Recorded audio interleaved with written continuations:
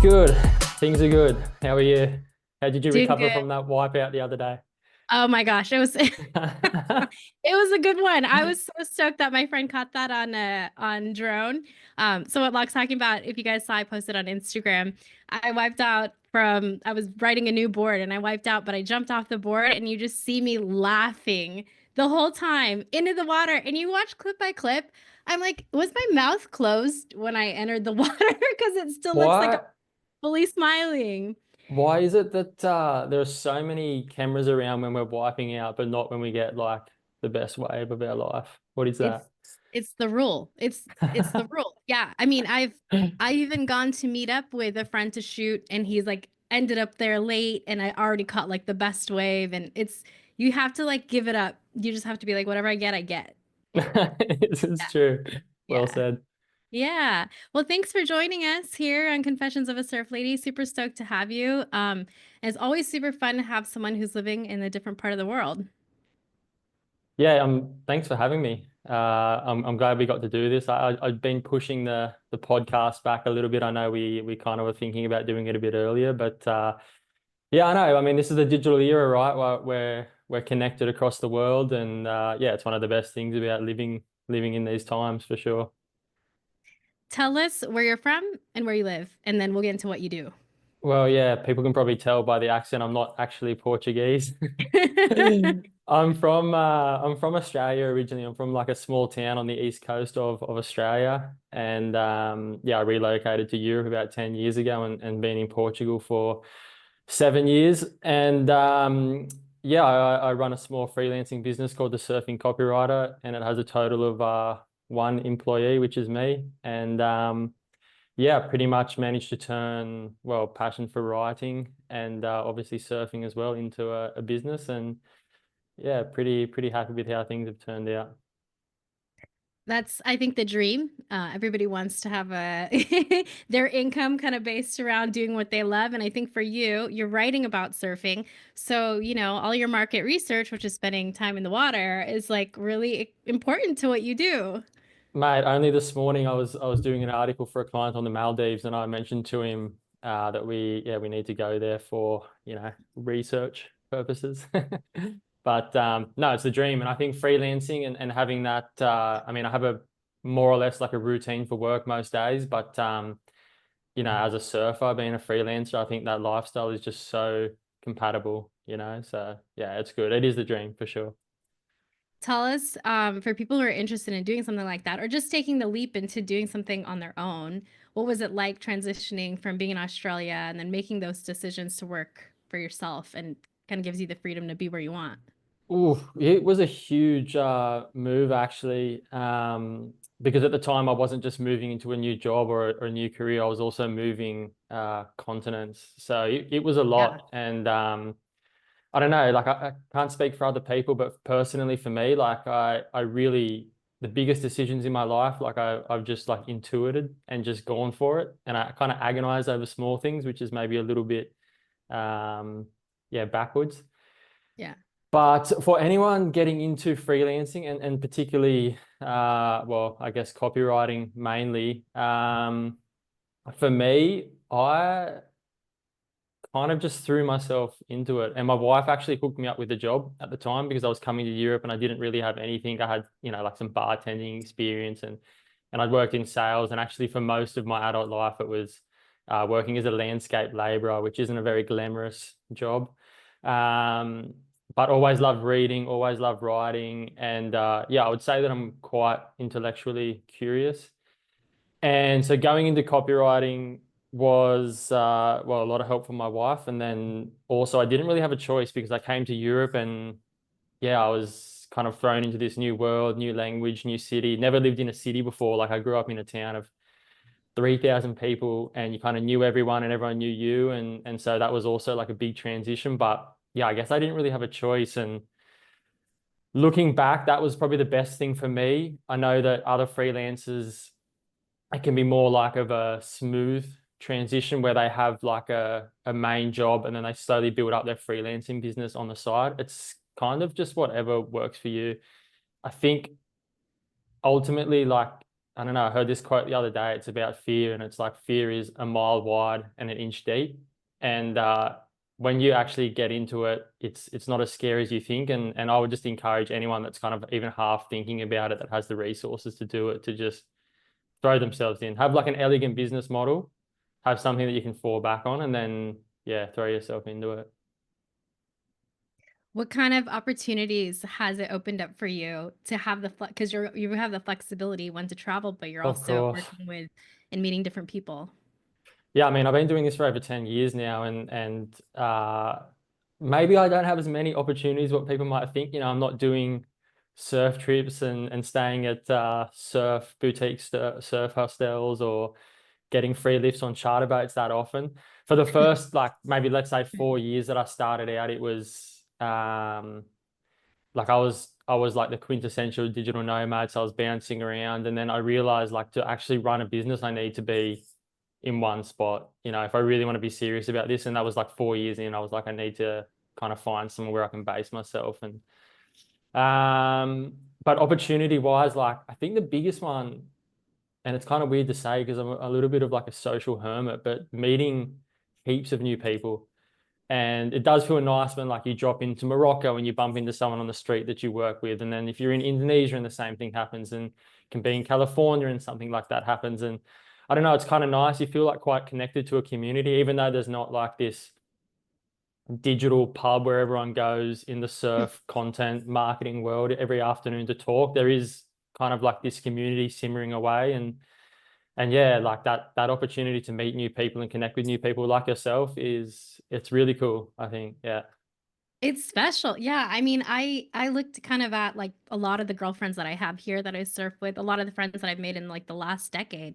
They're people Mm-hmm. I first met either through someone through Instagram or through some like a digital thing. And yeah, you're right. You can't quantify it. You're not like, oh, this is the place. And but there is a community that's happening online, and it's cool It's when you get to get it in person. I think so. And like, it's kind of weird for me. Like, the people that I connect with these days are so different to who I kind of grew up with as well. You know, I grew up in like a little blue collar surf and fishing community, and you know, everyone plays rugby on the weekends and surfs, and most of the blokes work in like a trade job, and then most of the women go to university and get good good jobs. And yeah, so it's very different to the world that I'm in now. But yeah, totally just embracing it and loving it. And yeah, it's cool. Like, I don't know, for a job, it's obviously like opened a lot of doors for me, but probably like, yeah, meeting new people and getting to know new people as well, and seeing how they tick. And yeah, it's been really nice. You mentioned how like you move continents. So I know when I moved to Australia, I mean in Australia you guys speak English, not like our English, but English. Yeah, if And you when I can call it moved, that. yeah, I just remember the first week because I worked at a gym. I remember Yeah, everyone like coming up, talking to me, saying hi, and I was like, uh-huh. I was like, they understand me, but I can't understand them yet. But in that sense, like it was really difficult. It's really difficult to move from one yeah. place to another, and you're moving to a place with a different language. How is that? Well, like, when I first landed in Europe, it was in the Netherlands, and I worked in Amsterdam for a year and a half for a company there. And that was actually okay, because the Dutch definitely speak better English than Australians do. So that the transition was probably the main thing there. It wasn't so much the language barrier, it was the culture and the city living. You know, I'd always been within a stone's throw of the ocean. I grew up on a farm, but the ocean was nearby, and to go into like a little tiny apartment in the city in the Netherlands, mind you, where, like, I don't know if you know the reputation of the Netherlands, but it's wet. Like, there's a lot of umbrellas there, let's say that. So um but and Portugal was, I don't know, it's maybe like a halfway point between what the Netherlands was like, and then living in Australia, the comfort of living in Australia. So here, like, the Portuguese, they speak pretty remarkable English. And obviously living by the coast, and here I can spearfish, I can surf. The water is way more accessible for me. Yeah, Portugal's probably as close as I can get to Australia. Not that I was looking for that, but I realized over time it was maybe something that subconsciously I gravitated towards, like a bit of a a mix between Europe and Australia and Portugal. It for sure offers that. Yeah, it's very different in many ways, but there are some like main overlapping factors that I really, really like. Yeah. Yeah, that's great. I haven't been to Portugal, but it's on the list. Yeah, I mean, it's a bit closer for you to come here than it is to for me to Yeah. come from Australia. So I mean, California's still a way away, but it's mate, it is beautiful and very different from the north to the south, which I love. You know, Australia can be, you know, it's a bit I mean, it is different, but it's not so obvious how different it is. Whereas here, I feel like there's like a lot of difference between the south and the north, and I kind of like that richness and diversity within a small area. It's really cool. How do you feel about the wave quality there? Because I mean, the waves in Australia are amazing. I mean, it's the waves in Australia where I grew up. I'm really spoiled, and whenever someone asks me this, I always think, okay, I know exactly what they're thinking. They're thinking I'm a surfer. Why did I leave? Such a like a wave-rich little zone, and like where I grew up is well, it's the south coast of Australia. It's 45 minutes from a city called Wollongong, which is about an hour and a half from Sydney. So In and between Wollongong and Sydney? it's south of Wollongong, Okay.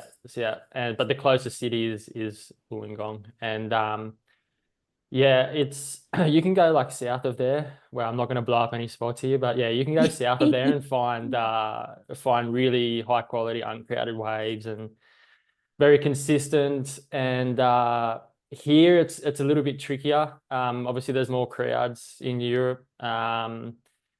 One really cool thing I will say about southern Portugal is that there is always swell. Like I feel like every year we have like maybe one or two like days when you can't surf. And I mean like you can't even get out there on a longboard or something. So there's always waves. If you're not super fussy about the wind or, you know, maybe the wave quality itself, you can surf here a lot. But no, it's completely different. And Australia, I don't know, you're very much spoiled for waves, but it's a different surfing experience there. It's a little bit more, I would say, like an adventure and maybe a little bit more solitary. And I do not miss that sharky feeling that I used to get paddling out at some breaks, or like, you know, you kind of half see a fin out the corner of your eye, and then you like have that moment where you're waiting for a few more fins to pop up to confirm whether it's dolphins or if you should yeah, start paddling in. So I actually like that here. I mean, I know there's sharks in Europe, but yeah, we're not talking like man eaters like in Australia. We've got a couple spots here that are known for like where the juveniles Of course, are and yeah, of everything. course. And it's that feeling, like it's just that feeling that you get, especially when there's like you're in a remote spot. We have a spot here that's like off by a You're cliff in and San drop Diego down. or Yeah, in yeah, San okay, of Diego. course. Yeah, this Yeah. is a bit And of a hot so spot too. been down there and you're just like, it's great. You're down there by yourself and you're just like, but things feel weird. Like it just, something feels off. It's yeah, generally that feeling for me is like it's kind of like an offshore day. It looks very calm. There's maybe no one out. There's a little bit of fish activity. And sometimes when you're paddling out, you can kind of smell that little bit of fishy, seaweedy smell. And sometimes I don't know what it is. There's something in like your lizard brain where you're just like, okay, something doesn't feel right here. I've had a couple of situations where didn't paddle out at a certain break, and then like a week later there was like a shark attack, and I was like, wow, Oh, okay. Or shoot. someone told me there was like a huge shark hanging around that spot. That's why no one was surfing there. I was like, okay, Yeah. made the right call. Good to listen to that. Yeah, Let's get more into your work. sure. Tell us like a little bit more about what you do, like what makes it special, and kind of how you work with clients. Oh, gee. I mean, I don't know. Like I guess I hope the clients think it's special. I love doing it. I'm more or less, you know, I'm a freelance copywriter, but I'm also a business owner as well. So you kind of wear a few different hats there. But if we talk about the copywriting side of things, so I essentially write, well, let's say words or advertising material that's designed to persuade people or bring people from point A to point B. And point A could be, hey, is this product for me? Is this camp or retreat or, you know, surf trip for me? To the point where they're like, okay, this is the place that I want to book. This is the trip that I want to go on. I need this product in my life. So, and yeah, I don't know if how copywriting, I mean, when I first heard about it, I was like, what is this? Is this not like where you make sure so no one else can like copy your product or something and it's like a legal thing? So Yeah. it's not like super well known outside of marketing, but within the marketing world, it's kind of like a very fundamental part of marketing. And that can include like a daily schedule for me could be, writing SEO blog posts, doing landing pages, setting up email marketing campaigns, and yeah, more or less just trying to communicate and humanize a brand with words, but also generate a response from people. So copywriting and content writing are often, talked about as being like in the same ballpark, but they're pretty different. I would say content writing is a little bit easier. It's something that's, as the name suggests, you're kind of just putting out content, whereas copywriting, there's a little bit more of a science and a formulaic approach to it. So yeah, I love it. It's good. You got to be creative, but yeah, there's a bit of a strategy behind it too, which I quite enjoy. How do you pull kind of your everyday life experiences as a surfer and pull that into the work you do? Because those Oh, two are mate.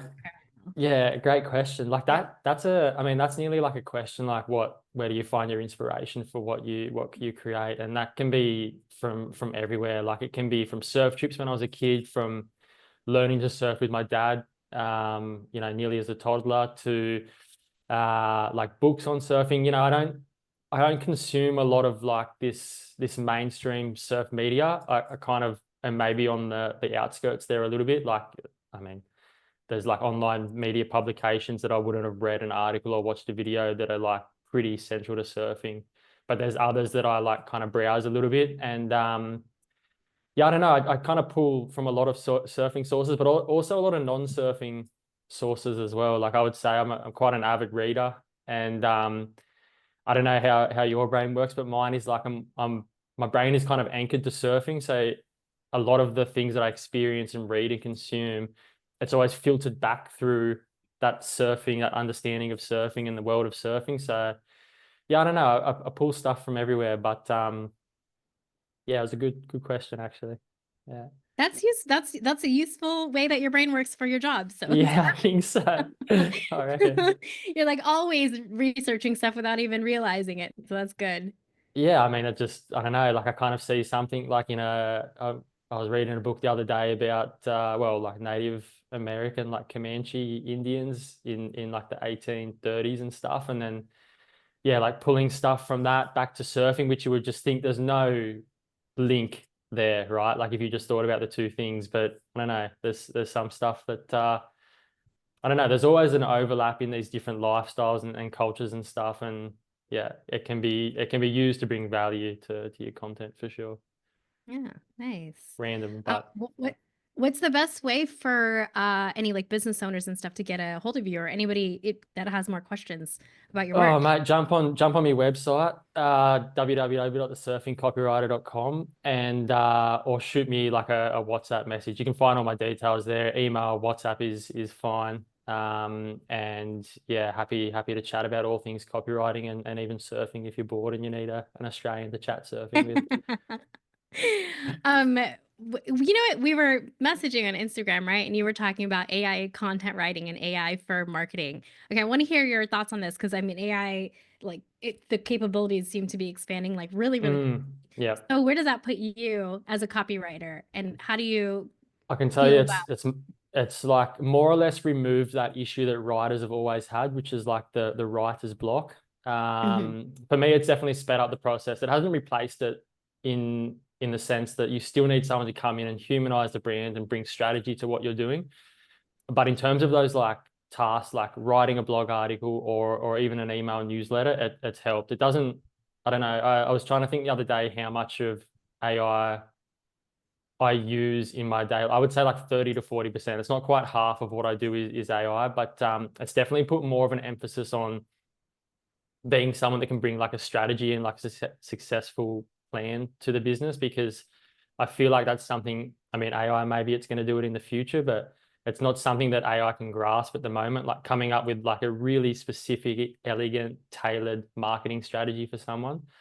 Yeah. Um, and yeah, brands should be leveraging it. It's really, really helpful, I would say. I was super nervous at first when it came out, but I don't know, like it's one of those things that they say that about all these new industries, like like cars, for example, like took away all the horse and cart industry, but that opened up so many more avenues for work. And they say that's what's going to happen with AI. it's hard to know when you're living through that era, you know, it's hard to have a bit of a broader focus on it. But if you trust what people are saying, you look back at all the big disruptive technologies that came in, then they kind of just opened up a new world. And yeah, you got to adapt. I mean, again, we live in the digital era. It's all about adapting. So yeah, I definitely like it. I like it as a tool. I wouldn't say I'm leaning on it for all my work, but as a tool to make work quicker, same as like an SEO system, or same as like a, you know, a scheduling or like calendar program that you might use. It kind of just supports what I'm doing day to day anyway, for sure. Yeah, it's interesting. I think people have this idea that like originality is going to go out the window and people aren't going to work as hard. But for me, it's been a tool so I can output better quality work. So I'm spending less time like sorting through notes and stuff. So for example, I'll take the show notes, put it into there, help it let me summarize, and then go back and rewrite it to something that feels like me. But it really doesn't, it doesn't really pick up as much as like the personal essence. It can try, but it Mm, just doesn't. You read it and I'm like, that doesn't feel like me, and you got to go back and make it better. But it helps cut down the time from, the hour I would have spent to maybe 30 minutes just sorting through stuff. exactly. And if you utilize it in the right way, I think you can actually be even more original. You can actually be even more creative. And just like you said, every big disruptor, it's going to change things, but you do have to adapt to what's out there.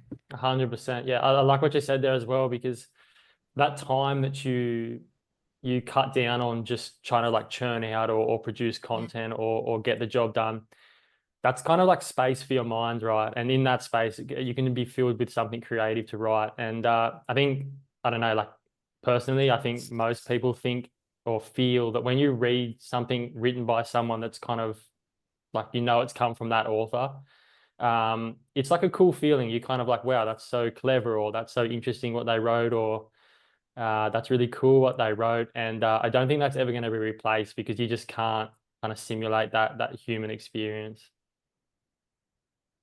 Do you have any, besides your work, do you have any passion projects or writing projects that you have on the side?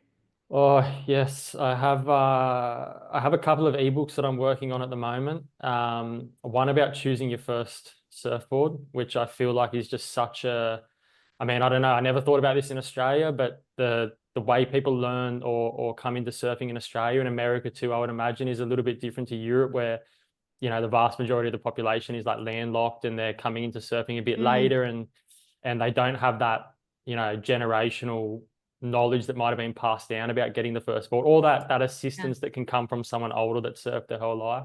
So I feel like that's something that's worth exploring. And then I'm starting on an ebook that's going to be for specifically for like surf tourism operators, and Mm. it's just going to cover how to get your marketing off the ground, because it's something that's, I don't know, like I feel a lot of them, a lot of surf experience providers, they know what to do, but it's how to put it into actionable steps and make it kind of bite sized, so it doesn't seem like this big, overwhelming, intimidating mass that they've got to take on.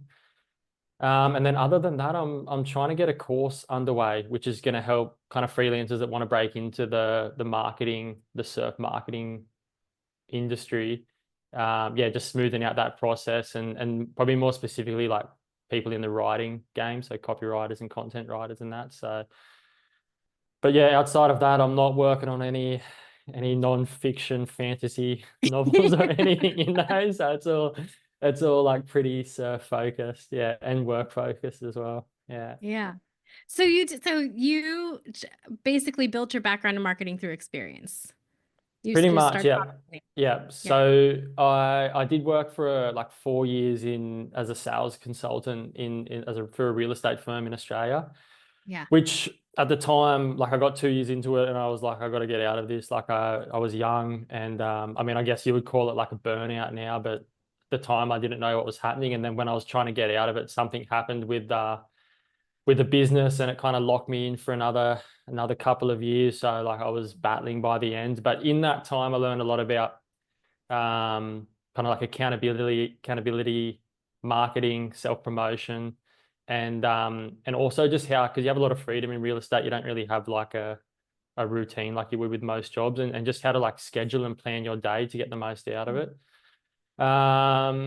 But as far as like formal training, I never went to university. I did a lot of like courses for copywriting, and there are so many out there. And I feel like, I don't know, sometimes I've felt, that imposter syndrome where I'm like, I need to do something here to justify my experience and what I can bring to clients. But, and I look at these big courses that are like $3, $4, $5, $10,000, but you can find so many micro courses, and there's like online platforms like Skillshare, which just have really targeted learning resources and stuff. And I don't know, eventually you just got to do it, right? Like I know people that have been like learning how to code and stuff. They were learning to code for so many years that now that AI is here, like they didn't even get a start, and AI is just more or less taken their job before they even got a chance to jump into it. So I don't know. I'm also someone that, I don't know if that's like a uniquely me thing or if it's a male species thing, but I just need to get my hands on it and get started to get to like the learning experience. And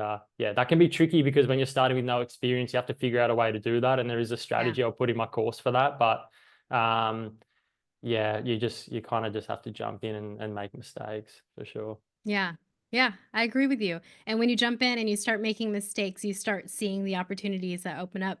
When you kind of come into it with that energy of wanting to learn, you end up bumping into so many people that want to share Yeah, resources. it's true. You don't even realize that, just meeting different people. We have in our surf society, we have someone that taught us like about surfboards. He'll answer our questions, kind of a mentor figure. And I wasn't actively looking for someone to partner, but I was, walking around the boardroom show.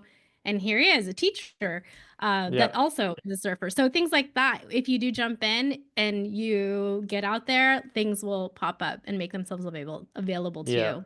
Well said. Yeah, Yeah. definitely. So we have some questions from our podcast that I'd like to ask you. Sure.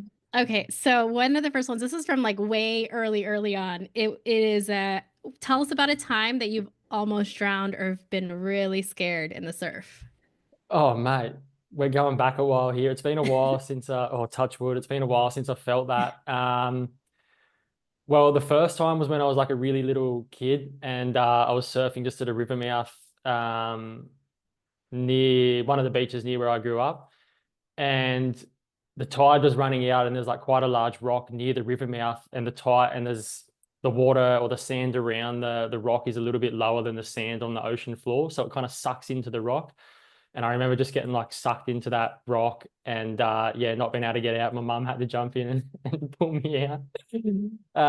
But then actually not even that long ago when I was surfing, there was like a really like, I don't know, the local boys were calling it like a once in a 20-year swell down on the south coast here. And it was really low period swell. So the waves were like stacked up like one after another. And it wasn't like those long period swells where you have a set and then it can be like 5 to 10 minutes before the next one comes. And I came off on a wave, and it was not massive, but like big enough that like there were hold downs, and I just couldn't like get out of the impact zone. I survived eventually and ended up having a really good surf, but I was just like, God damn it, if this just keeps breaking on top of me here, I'm burnt toast. I'm done. And it's those moments like when you just start to feel so tired and you're like, I know for me, it's like, oh, I'm so tired. I don't even think I can make a good decision anymore. And that's when I'm like, oh shoot, like I gotta go. But I wasn't surfing Mate, anything that big, but anytime that I've been out where it's been like hectic. everything looks big when it's just your head like above the water, and you got like waves kind of bearing down on you. So yeah, it was a bit of a wake up call because I kind of approached it like a bit, I don't know, maybe a bit too casual, and then yeah, I found myself in a spot of bother. Well, you made it. I made it. I'm here. I made it. Let's see. This is a good one everyone loves. It's how has surfing saved you? Surfing has been the one constant thing in my life since I was like a little kid. So my dad taught me to surf, and I guess it's saved me in that you grow up in a small town, regional Australia. Australians have a bit of a reputation for loving a good time. I think surfing can be like a bit of an anchor. Many times when I was younger, I could have gone out for like a night out or gone to a music festival or something. But if the surf was good, like I was just putting everything off to go surfing. And those teenage years, especially, or like your formative years, I think having something that you can anchor to that's healthy. I mean, it is like where it is such like a healthy lifestyle to live as well. And yeah, I don't know if it's like saved me in any specific way, but it's nearly killed me, like I said, in a couple of ways, but it hasn't Yeah. saved me in any specific way. But it's definitely, I don't know, provided this like kind of ribbon of consistency throughout my whole life that, yeah, it's just outlasted everything. And for that, yeah, you got to be grateful for that for sure. To have something that you've done when you're a kid that you still probably love, and maybe that the way that I enjoy it now is different. And yeah, I don't know, it's a good question. It's an amazing thing to have for sure. Got to be grateful for it. How do you see, like, I mean, you grew up surfing, and it's really interesting that a lot of the Europeans, like you're saying, they kind of drive in and they didn't grow up surfing. What are like kind of the cultural differences in that? I think you'll never meet a more stoked bunch of surfers than later in life European surfers. They are just the biggest frothers ever. And when I go back to Australia, I see people that have been surfing their whole life that maybe don't see it through that like kind of fresh perspective. And that's something that's rubbed off on me a little bit. It's maybe reinvigorated me a little bit. Probably one of the biggest, I don't know if it's like a cultural difference, but the differences is in I grew up in a town where, like, you know, we had board riders with, which is like a monthly surf competition, and then, you know, surf comps would roll into town, and kind of everything's kind of conditioned towards performance, short boards, and, you know, riding a twin fin or something a bit alternative, you would be like the alternative dude, right? Or girl. That's who you would be coined as. But over here, like, there's no pretense. People just ride whatever. And I love that because I'd ridden twin fins when I was a kid, like my dad's old twin fins, but would never have thought about buying something in Australia. And then when I came over here, like I now exclusively am on like twin fins and quads, and I catch up with my mates once a year in Indo, and they're just like, Cambo, what is going on with your quiver? Like, we need to get you back to Australia. We've lost you. But I love it. It's awesome. Oh, and another thing too, Europeans don't really like getting up for the early morning surf, I've noticed. I can see that. Yeah. I mean, dinner starts at what, like 9 p.m. So Yeah, no, yeah. they're pretty casual with that. So I'm just Yeah. yeah, swooping in for the pre-work surf most mornings alone, which I like. Yeah. That's great. Yeah, that's awesome. It's cool for you to be able to see two different parts of like the cultural, because you completely grew up in it. And I'm sure there's a little rigidity in like this, surfing is this and this way. And then for people to come in, yeah, with zero any conception about what surfing is and just do it their own way. It's really interesting. If you're, you know, you can't read the label when you're inside the jar, right? So if I'm just in Australia, I'm not even knowing that there's differences, right? I just assume that everyone is surfing the same way, and yeah, but being able to see the two different worlds has actually, it's only been like a good thing for sure. Yeah, you just take the best from both worlds, really. Yeah, that's Yeah. awesome. Cool. Well, thank you so much for coming on. Is there anything else that you want to share about the surfing copywriter? Not much, not much. If you do want to get in touch now, I'd say sooner the better because I'm booked up until May at the moment. So if you are thinking of doing anything in the later part of the year, then now is the time to get in touch. But I actually have like maybe once a month or once every few weeks, someone contact me about how to get into the industry as well, and kind of how to follow the same. Well, I mean, at the time it was very haphazard, but looking back now, I can give you a bit of a clear action plan to getting into like copywriting and content writing for surfing. So yeah, if anyone wants to get in touch, just yeah, hit me up and we can have a chat for sure. Happy to share that knowledge. That's so great of Oh, you. Super generous.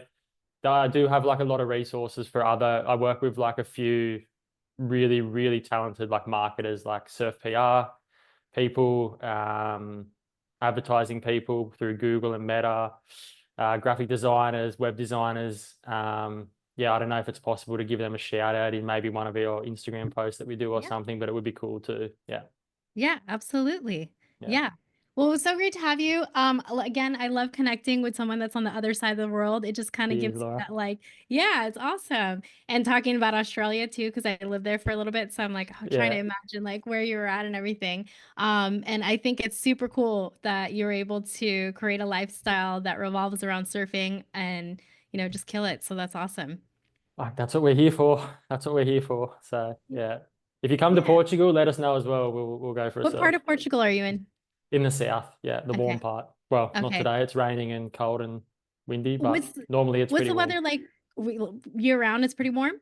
It's actually, they say it's they do say it's like quite comparable to California, the climate here. Yeah, that's what I've heard. It's probably the warmest, well, it's definitely the warmest place with like good surf in Europe. Um, and yeah, for most of the year, I mean, it depends where you are in the south because there's two coastlines. There's obviously the south coast and the west coast. But yeah, I don't know. The weather is like kind of Mediterranean, Atlantic cross. It's yeah, it's I don't know what's warm to people, but for me, it's kind of like between that 20 to 30, not too hot, which is Australia, and not too cold, which is back in the Netherlands. Right in the middle. What kind of wetsuits are you wearing? Like Four in three, four, 4-3. three all year? Yeah. Some people you can because the water doesn't really warm up here, so you Ah, can be in a 4-3 all year. I kind of go between like a 3-2 and a 4-3 on the warmer days when it gets up to like say like 18 or 19 or something. I'll jump in the 3-2, provided it's sunny. And then on the windier days, sometimes booties, a hood I wear sometimes just to, just if it's super windy, just to protect the ears and everything. But no, if you came over with a good 4-3, you're sweet. my like with wanting to go to Europe is I've always wanted to just like have a really good surf session, and the food, like even here, if I go for surf and hang out with my friends and then we go out to eat, I'm just like the moment you take the first bite of food, it's like such happiness. Like everything is complete. So No, that to mate, be able to do that in Europe, yeah, with amazing you would food. be all over it here. It is no, the post surf feed is so good. It is one of the best feeds you'll ever have. That and probably like the post shipwreck feed are the two best feeds you'll ever have. So The uh shipwreck. but yeah, I don't know. Portugal's so good for food too. Like it's what I love is it's nothing super fancy. They just do like these really like honest, good meals really well. And they don't spare the oil as well, Oh, which I love. Yeah. there you go. This is olive oil Europe down here and they use it liberally. Sounds good. Well, thank you again for joining Thanks, us. mate. Cheers. Hopefully one day I'll make it there to Portugal. Hit me up. I'm here.